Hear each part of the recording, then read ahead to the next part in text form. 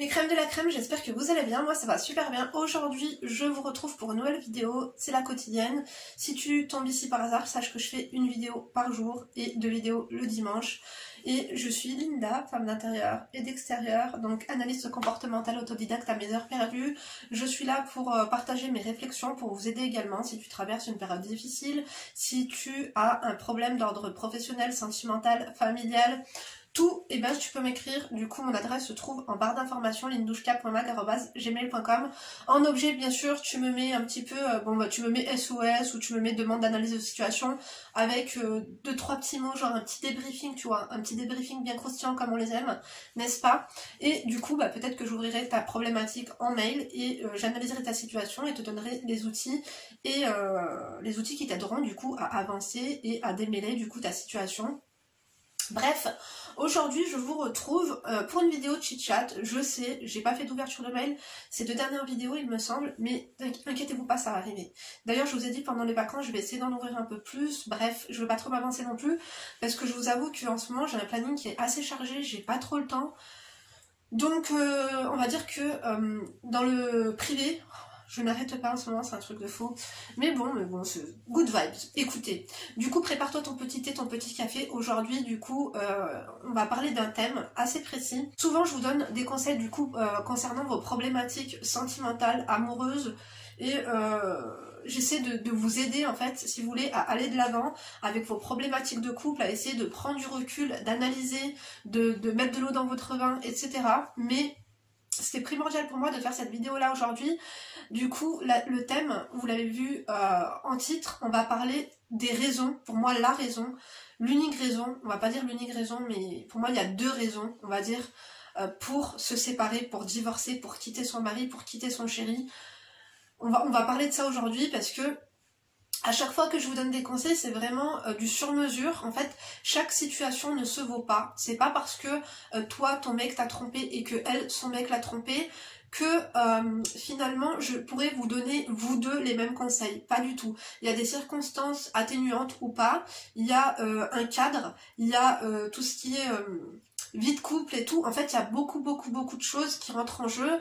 Les caractères de chacun, les problématiques de chacun, les circonstances finalement des fautes et tout ça. Mais quoi qu'il en soit, que ce soit la tromperie, que ce soit le manque d'attention, que ce soit le manque d'amour, que ce soit le manque d'affection, que ce soit toutes les tromperies, toutes les fautes qu'un homme puisse faire, en fait, ne se valent pas. Mais dans tous les cas, peu importe ce qu'il peut faire, il y a plusieurs raisons, il y a plusieurs facteurs pour lesquels il faut se barrer, prendre tes affaires et divorce ou barre-toi. C'est lesquels? C'est lorsque ça touche atteinte à ta dignité, à ton bien-être et à ton bonheur. Et lorsque, en fait, ce bonheur est troublé, ce respect est troublé en CDI, tu vois, en longue durée. Là, tu vas me dire, Linda, qu'est-ce que tu appelles longue durée? Tout dépend de combien de temps ça fait que t'es avec lui. Combien de temps a duré ton couple? Si ça fait 10 ans que vous êtes ensemble, si ça fait 20 ans que tu es ensemble, ça fait 4 mois que vous êtes ensemble, ça ne se vaut pas.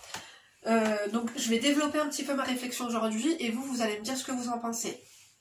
Tout le temps, je vous dis qu'il faut prendre sur vous, faire des efforts, peu importe en fait la situation. Je pense qu'il n'y a pas une victime. Je déteste ce mot d'ailleurs, je déteste les gens qui se victimisent.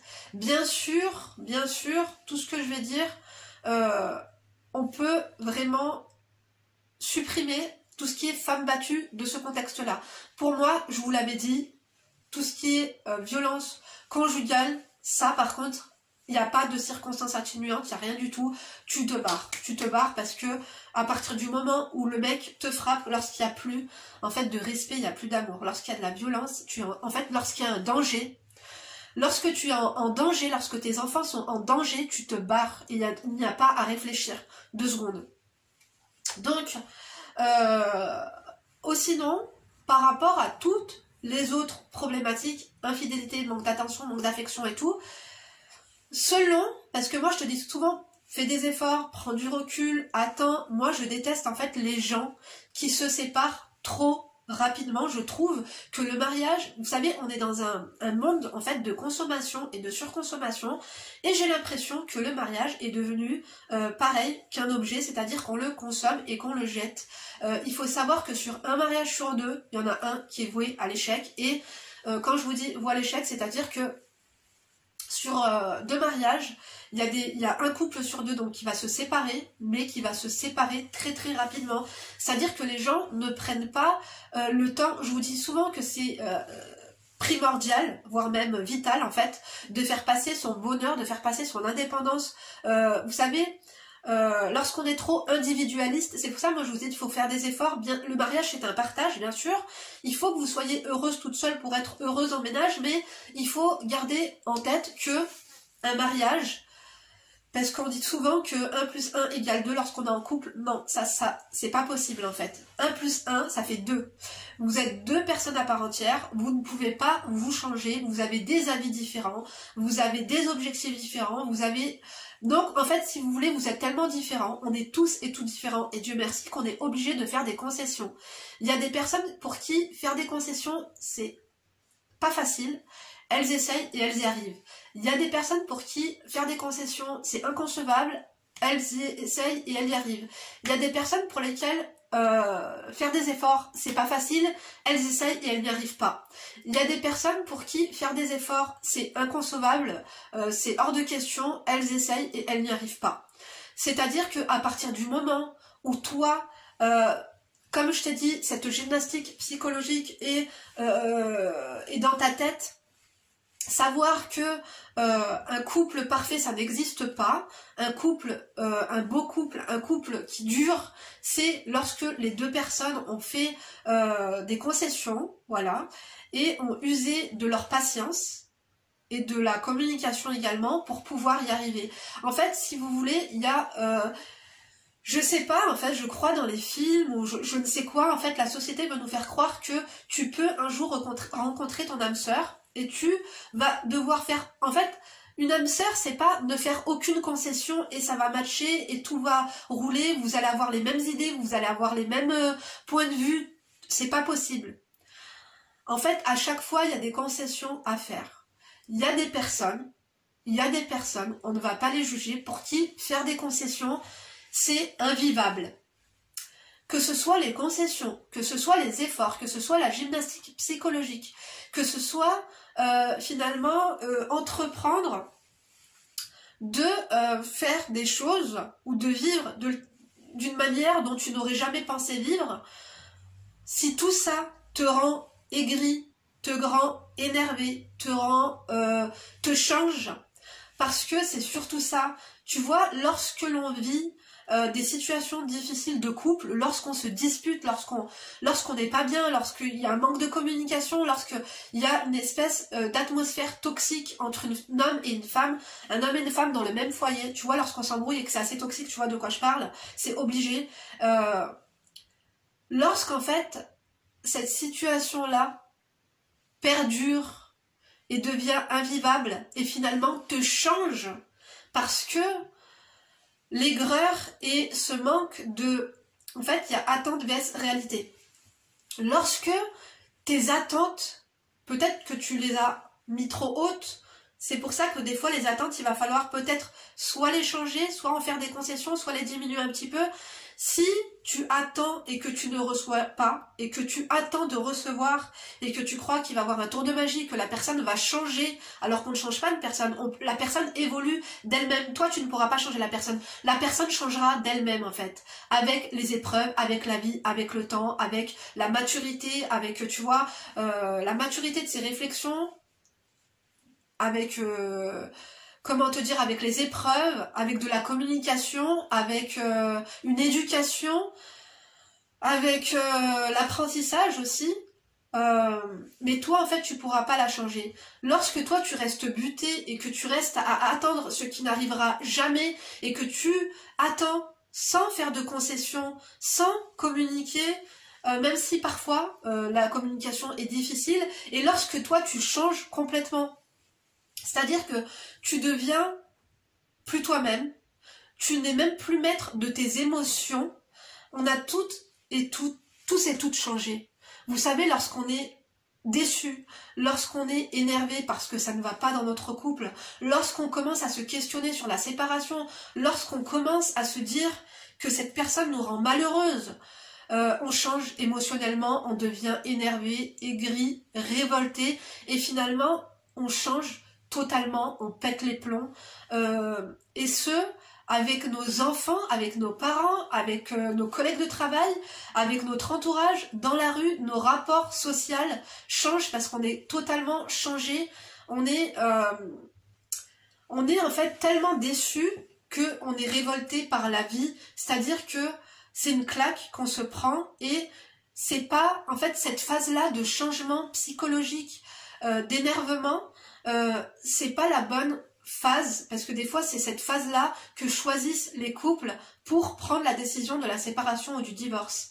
Il ne faut pas, parce qu'on ne reste pas dans cette phase-là. Les gens peuvent rester dans cette phase d'énervement, d'aigreur et tout ça, de remise en question totale, mais on n'est pas nous-mêmes. En fait, on fait une remise en question, mais on n'est absolument plus nous-mêmes. En fait, des fois, toi-même, tu ne te reconnais pas, ta mère ne te reconnaît pas, ton entourage ne te reconnaît plus, et c'est une grande erreur que fait beaucoup de couples, c'est de prendre la décision de se séparer lorsque émotionnellement, on est au plus bas et on n'est plus nous-mêmes. Donc il faut vraiment attendre. C'est pour ça que moi je vous conseille à chaque fois d'attendre, d'essayer de prendre du recul, d'essayer de faire des concessions, essayer de communiquer, il n'y a pas de honte à ça. Bien sûr, il ne faut pas non plus tout le temps être dans la demande de communication. Lorsque vous voyez qu'à chaque fois que vous essayez de communiquer, je vous l'ai dit, la personne est hostile et ça l'énerve de plus en plus parce qu'elle n'est pas prête. En fait, il y a des moments où vous allez essayer de communiquer, la personne, en fait, votre interlocuteur, donc en l'occurrence votre mari, votre conjoint, votre copain, votre peu importe, et ben des fois la personne elle n'est pas prête en fait à ce moment-là à communiquer avec vous parce que elle n'est pas prête. En fait, il y a des moments où la personne elle sera prête à écouter parce que c'est pas tout, tu peux entendre mais sans écouter. En fait, il y a des personnes qui écoutent sans... Pardon, il y a des personnes qui entendent sans écouter. Je pense que vous voyez ce que je veux dire, on le fait tous et toutes, hein, même au quotidien, tous les jours, des fois, on est là, même en regardant un film, une série, peu importe, ou des fois, t'as des gens qui nous parlent, mais non, on écoute, mais enfin, voilà, on entend, mais on n'écoute pas spécialement, on n'a pas l'œil attentif, tu vois. Et du coup, il y a beaucoup de gens, finalement, qui se séparent à cause de ça. Donc, bien sûr, je pense, encore une fois, que lorsqu'il y a un litige dans un couple, lorsqu'il y a un problème de couple, eh ben je ne pense pas qu'il y a tout le temps l'une des parts qui est la plus responsable que l'autre. À part dans les... donc comme je vous ai dit, la violence conjugale, mais ça c'est un cas à part que l'on va enlever de cette vidéo. Et par contre, je vais parler de la tromperie, de l'infidélité. Oui, bien sûr que lorsque ton mec te trompe, c'est lui le fautif. Ça, par contre, c'est sûr. Même si peut-être que, on va dire, il y a des situations atténuantes, comme lorsque tu laisses tomber, que tu jettes l'éponge avec ton couple, ou lorsque tu ne fais plus attention à lui et tout ça. Mais quand on est, ou lorsque à chaque fois que tu disputes, tu lui dis ouais, moi je vais me séparer, moi je vais te quitter. Moi... Ça, je vous en avais déjà parlé dans d'autres vidéos. C'est à chaque dispute, lorsque tu lui sors à chaque fois, c'est bon, on se sépare, c'est bon, on se sépare, c'est bon, on se sépare. C'est une faute parce qu'à chaque fois après que tu lui dis, c'est comme si tu fais germer une idée dans sa tête, la plante pousse et petit à petit en fait il va être beaucoup plus ouvert, par exemple au travail, s'il y a une collègue qui lui fait du rentre dedans, ou si par exemple quelqu'un vient l'aborder, ou si par exemple il sort avec ses copains, ou si son copain a ramené sa copine et la copine du copain a ramené une copine, enfin bref, tu vois ce que je veux dire? Il y a des situations atténuantes. Vous me direz que non, dans la fidélité, il n'y a pas de situation atténuante. Je vous dirai que si, et je peux vous en citer plein, mais je vous l'ai déjà cité dans une autre vidéo. On pourra revenir sur ce sujet une autre fois. Quoi qu'il en soit, je veux vraiment mettre l'accent sur le fait que lorsque vous jugez avoir pris le temps, pour moi, prendre le temps, sincèrement, c'est 1 an. Pour moi, 1 an, un délai d'1 an, pour analyser sa situation et pour être plus en phase d'action.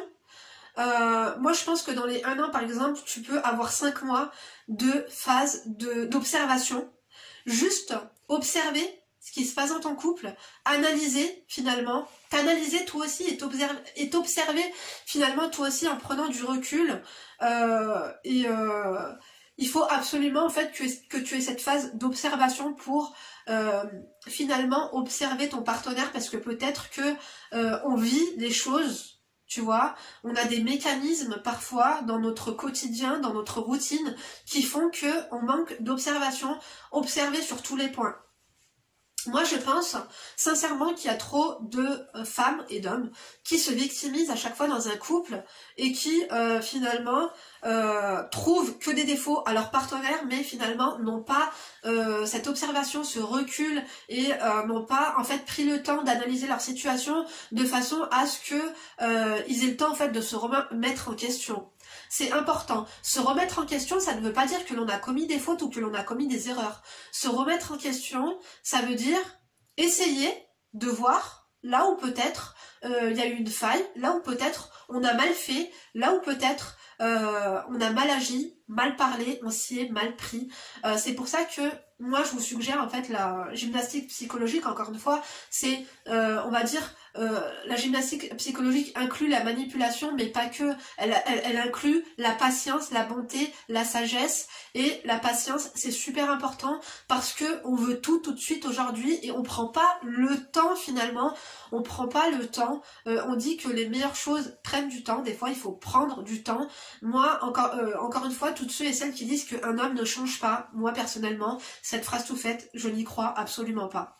Peut-être que dans 100%, peut-être qu'il y a peut-être un pourcentage qui serait de 0,5%, ou allons, soyons gentils, disons 1% d'hommes peut-être qui ne changent pas, comme des femmes qui ne changent pas. C'est des femmes qui sont trop butées, qui sont trop, qui sont pas assez, je pense, généreux, qui sont trop individualistes, qui sont trop égoïstes, qui sont trop centrés sur eux-mêmes, et qui sont trop têtus et qui ont toujours raison et qui pensent être les meilleurs et qui ont ce syndrome un peu, tu sais, le syndrome d'être Dieu, ça là, oui.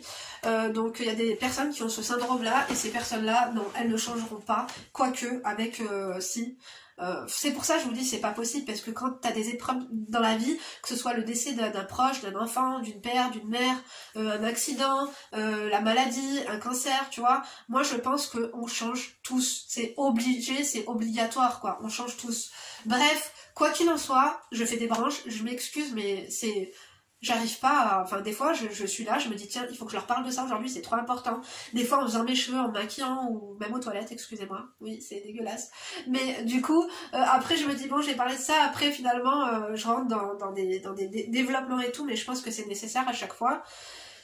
Mais là où je veux en venir, c'est qu'à partir du moment où tu as essayé, ou que tu as pris sur toi, ou que tu juges que tu as été assez bonne, assez intelligente, assez patiente, que tu, quand même, tes attentes, tu les as... Je vais pas dire que tu les as descendues, mais je veux juste dire que tu les as un petit peu plus changées en fonction de la personne que tu as en face de toi. Par exemple, je vais prendre, je sais pas, par exemple une cuisine. Voilà, toi tu veux une cuisine blanche avec un îlot, une cuisine blanche lapis avec un îlot, les murs en blanc et le plan de travail, je sais pas moi, en bois, voilà.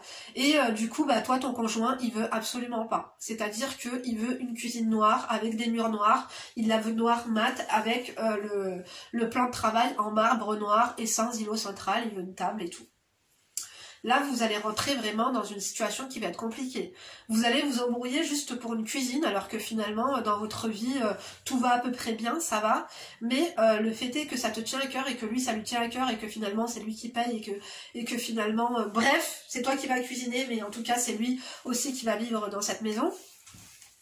Eh ben, vous allez tout remettre en question et tu vas pas essayer de faire des concessions parce que pour toi tu la veux blanche, ça a grandi, lui il la veut noire parce que c'est moderne et tout ça et tout. Mais en fait ce qu'il faut c'est qu'il va falloir vous deux faire des concessions. Peut-être que tu vas accepter qu'il prenne sa cuisine noire, mate, mais peut-être que lui, il pourra accepter que vous peigniez la cuisine en blanc. Ou sinon, il va accepter que toi, tu prennes ta cuisine en blanc, mais que par contre, eh ben, le plan de travail, vous le prenez en marbre noir, avec du marbre, d'espèce de faïence noire. Enfin, tu vois ce que je veux dire? En fait, il faut que toi-même, en fait, tu te rendre compte que tu vis avec une personne et que tu ne peux pas... Oui, c'est bien d'avoir des envies, oui, parfois, regarde, moi, tu crois vraiment que ce lit bleu, je le voulais? Non, mon mari voulait peindre la chambre en bleu, il voulait une chambre bleue. Non, c'est hors de question. Tu veux du bleu, il n'y a pas de problème. On va l'avoir sur le lit, tu vois. En fait, mais ça se discute, tu peux lui montrer des photos sur Pinterest, tu peux pas, en fait, rentrer dans le front, peut-être remettre le projet un peu plus tard, toi, finalement, regarder quelques photos, quelques vidéos, pour te convaincre que, finalement, c'est pas si moche, que tu vois ce que je veux dire, et que, finalement, ça reste une cuisine, que si ça se trouve, dans 10 ans, bah... ce sera toi qui décideras. Pareil pour les prénoms d'enfants, vous pouvez faire des concessions. Enfin bref, je trouve qu'il y a des personnes qui ne sont pas prêtes à faire des concessions.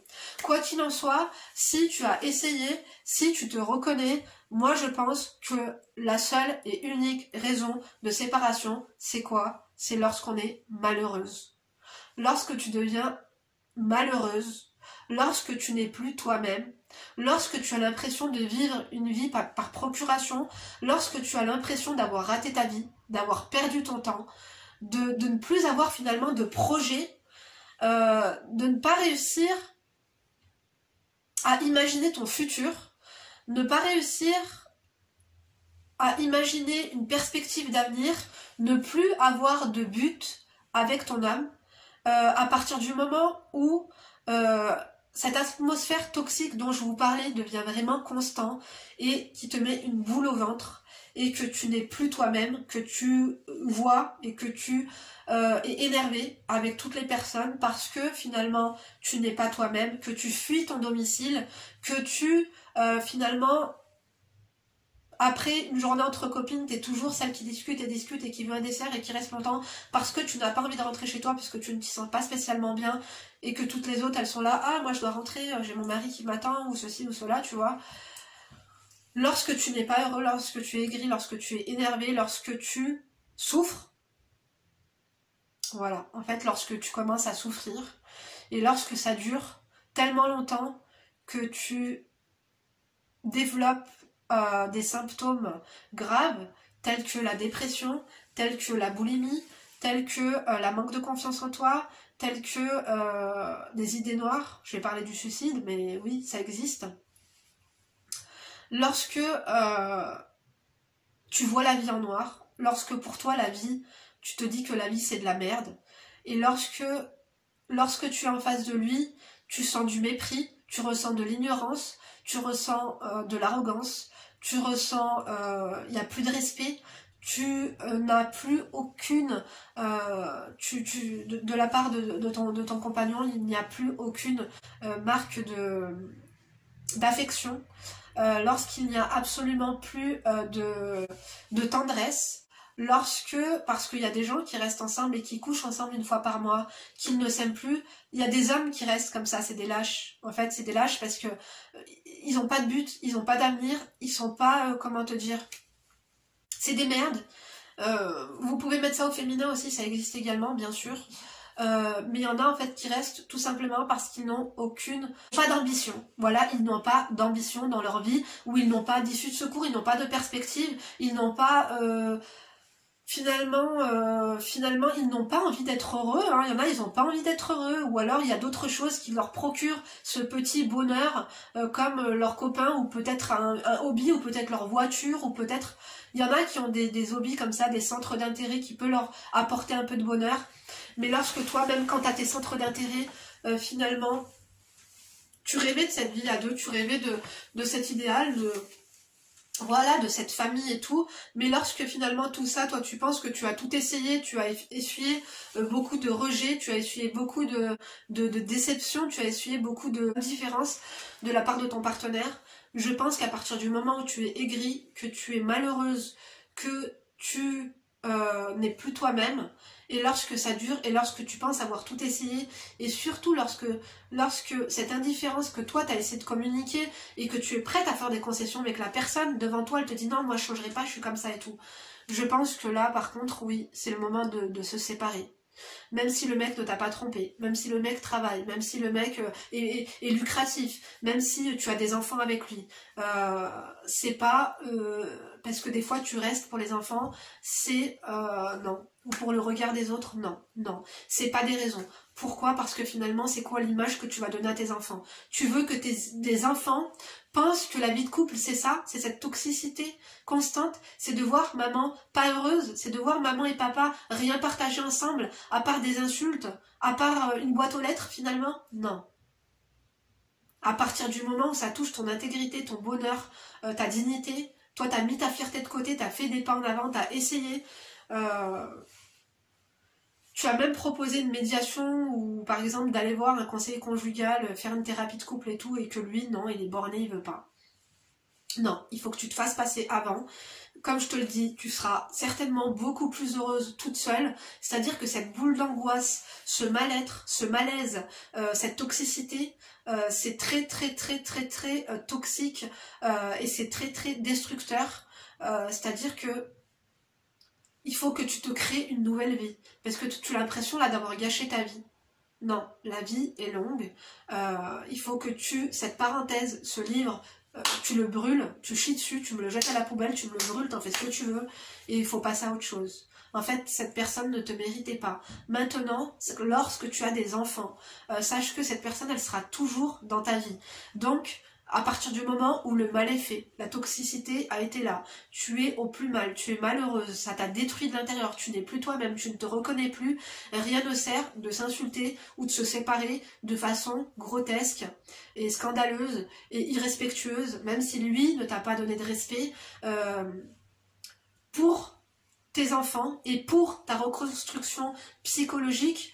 Il est bon que tu fasses les choses correctement et que juste tu lui dis bon bah je vois que tu veux jamais discuter, mais juste une chose, moi je veux divorcer et du coup bah on fait ça à l'amiable, étant donné que qu'on vit sous le même toit mais qu'on est plus colocataire finalement qu'en couple, parce qu'il y a des gens qui sont en colocation, qui restent soi-disant en couple ou mariés, qui font plus de la colocation finalement qu'autre chose. Tout ça pourquoi? Tout ça pour le regard des autres, la famille ou la culture ou peu importe, mais ça c'est encore un autre sujet de conversation. Mais dans tous les cas, si vous êtes malheureuse et que vous faites des efforts, c'est dur de faire des efforts, la gymnastique psychologique abusive, comme je vous l'ai dit, non. Non, lorsque vous avez tout essayé et lorsque bien sûr des fois vous allez obtenir quelques bénéfices en faisant cette gymnastique psychologique mais tout le temps abusive et que finalement tu ne peux même pas être toi-même, même pas 20% de ton temps, c'est pas possible. C'est pas possible. Si t'as des rêves, vis tes rêves. On vit qu'une seule fois, il n'y a personne qui est immortel. Si tu as des rêves, si tu as des ambitions, et que cette personne, tu sais qu'en restant avec elle, tu vas être malheureuse et que jamais elle ne partagera le quart de tes ambitions, de tes rêves ou de tes projets de vie, et que ces projets-là te tenaient à cœur, que laisse tomber. Laisse tomber. Après, comme je t'ai dit, les personnes changent et évoluent. J'ai encore un peu d'espoir pour te dire que des fois vous vous séparez, parce qu'il y a des personnes qui se séparent et au bout d'un an elles regrettent. Après c'est trop tard, la personne en face a refait sa vie, ou a trouvé quelqu'un, ou est passée à autre chose, ou s'est fait à l'idée que voilà. Parce que des fois il y a une personne qui veut se séparer, l'autre non. Finalement toi tu vas te séparer d'elle, elle va être triste, elle va essayer de revenir, toi tu voudras pas, tu vas être buté, parce que tu vas être dans cette phase où tu ne seras plus toi-même, cette phase d'énervement. Et ben finalement quand cette phase d'énervement va arrêter, va s'estomper parce que toi tu auras pris le recul nécessaire pour observer finalement et faire une rétrospection de tout ce qui s'est passé et te dire que finalement tu n'avais pas pris le temps de te remettre en question toi aussi. Et ben cette personne-là aura essuyé ses larmes, aura eu peut-être d'autres ambitions parce que cette épreuve en l'occurrence l'aura fait avancer, elle aura retrouvé quelqu'un d'autre. Toi lorsque tu voudras revenir vers lui, ce sera trop tard. Tes enfants te diront non, papa, il a quelqu'un dans sa vie lorsqu'on va le week-end chez lui, il nous l'a présenté. C'est pour ça que je vous ai dit, prenez le temps. 1 an, c'est long. 1 an de souffrance, 1 an de... Oui, c'est long.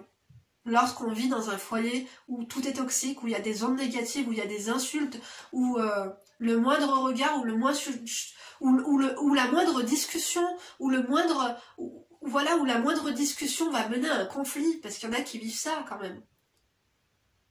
C'est dur de vivre ça. Donne-toi 1 an, mine de rien, pour être sûr de ne pas regretter, pour être sûr d'avoir tout donné.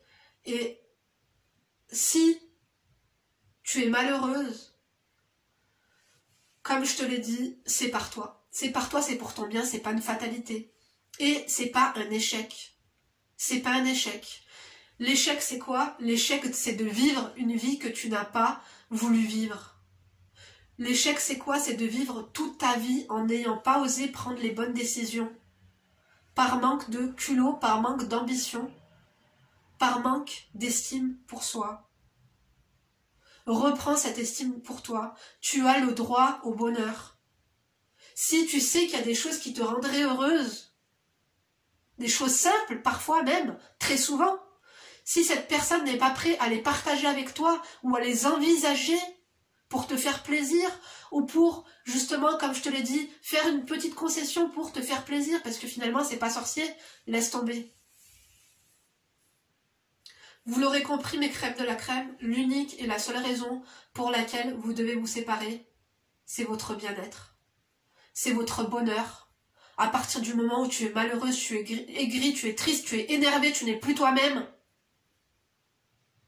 et que ça dure, et que tu as tout essayé, prends le courage et prends la bonne décision. Je suis toujours en train de vous dire, faites des efforts, fais ci, fais ça. Lorsqu'on a tout fait et que ça ne marche pas, ça ne marche pas. C'est pas un échec. L'échec, c'est de rester dans cette situation tout au long de ta vie. Tu vas arriver à 70 ans, tu vas être aigri, tu vas attendre la mort avec impatience. Réfléchissez à tout ça. D'accord? Moi, j'espère sincèrement que cette vidéo, elle vous aura aiguillé, qu'elle vous aura fait prendre conscience de certaines choses si vous êtes dans cette situation. Partagez-nous, s'il vous plaît, vos témoignages, si vous êtes séparés, si vous ne l'êtes pas, si vous avez des doutes, si vous vous questionnez, si vous êtes dans une situation toxique qui dure. Partagez-nous tout ça. Moi, je vous remercie de m'avoir écouté jusqu'ici. J'espère sincèrement que la vidéo vous aura plu. Je vous remercie vraiment de me suivre au quotidien. Vous êtes trop des amours. N'oubliez pas de liker la vidéo si elle vous a plu, de disliker si vous n'avez pas aimé, de fucker si vous êtes enragé et de toser si vous êtes des enfoirés. On adore ou pas? On n'adore pas du tout les enfoirés, mes chéris. Bon, moi, je vous donne rendez-vous demain pour une nouvelle vidéo. Et bien sûr, d'ici là, ne vous laissez pas faire et n'oubliez pas de vous abonner. Bisous!